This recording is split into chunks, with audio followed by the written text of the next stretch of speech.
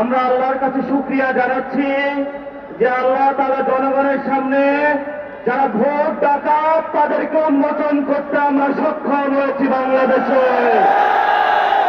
ওরা শুধু ভোট চুরি করে নাই, ডাকাতি করেছে। আমাদের সুস্পষ্ট অনেকগুলো দাবি রয়েছে।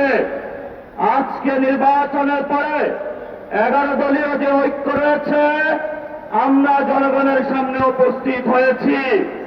আমরা প্রথমত বলতে চাই, পার্লামেন্টে যে ভোট ডাকাতরা গিয়েছে, জনগণের সামনে আমরা বিরোধী দল হিসাবে হাজির হয়েছি।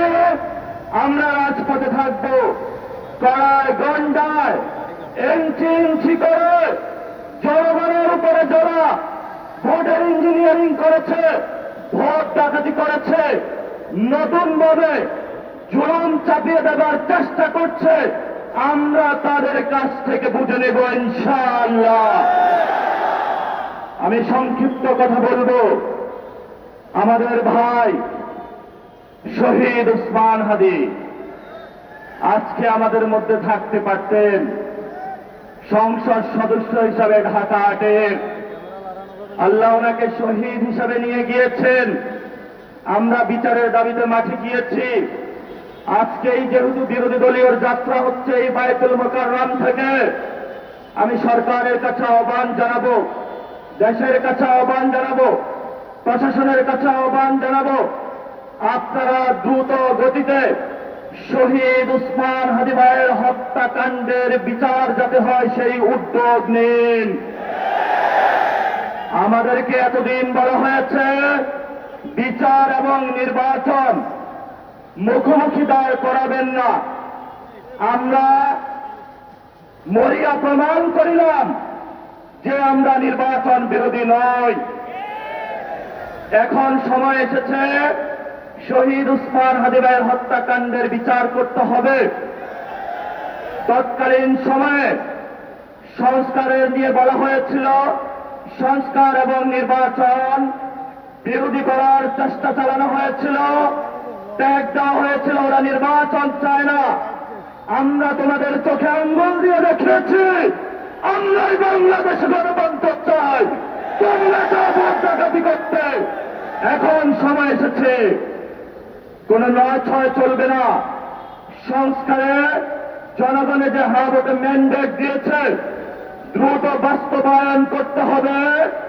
সাথে সাথে বাংলাদেশে সন্ত্রাস, চাঁদাবাজি, দখলদারিত্ব বন্ধ করার উদ্যোগ নিতে হবে। এবং নির্বাচনের আগে আমরা বায়তুল মুকাররমে দাঁড়িয়ে একটি প্রটেস্ট করেছিলাম। ভোট ডাকাতির জন্য আমাদের জামাত ইসলামের এক ভাইকে খুন করা হয়েছিল। আমরা বলেছিলাম আমরা আবার আসবো, দ্বিগুণ হয়ে আসবো, এসেছে দ্বিগুণ হবে। আমাদের ভাইয়ের হত্যার বিচার বুঝে নিতে হবে। রাজপথ সংগ্রাম জারি রাখতে হবে। যেই বন্ডের উপরে আক্রমণ করা হয়েছে, পেটে লাথি মারা হয়েছে, বোরকা ধরে টান দেওয়া হয়েছে, গুলিবিদ্ধ করা হয়েছে, পা ভাঙা হয়েছে, প্রত্যেকটির হিসাব করায় গন্ডায় আমরা ইঞ্জিনিয়ার তারেক রহমান থেকে বাংলাদেশে বুঝে নেব ইনশাআল্লাহ। আমরা একমাত্র ভয় পাই কার কাছে? আল্লাহ ছাড়া আমরা কারো কাছে ভয় পাই না। হে মালিক, তুমি আমাদের রক্ষাকারী, তুমি আমাদের রিজিক দাতা। যারা বাংলাদেশে জনগণ 17 বছর অপেক্ষা করেছিল, আমাদের অধিকার ছিনিয়ে নিয়েছে, ডাকাতির মাধ্যমে ভাইদেরকে হত্যা করেছে। আয়াসের মালিক তোমার মালিকের বিচারে আমরা বিচার রেখে গেলাম। তুমি তাদের দৃষ্টান্তমূলক শাস্তি বাংলার মাটিতে জনগণের সামনে করবে। আমরা আজকে তোমার মসজিদের সামনে বিচার রেখে গেলাম। বাংলাদেশের মানুষ হতাশ হবেন না। লা তাহজান, ইন্নাল্লাহা মা'না।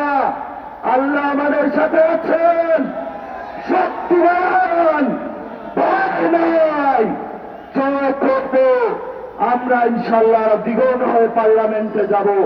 সবাইকে আসসালাম, সবাই দোয়া রাখবেন। আসসালামু আলাইকুম ওয়া রাহমাতুল্লাহি ওয়া বারাকাতুহু।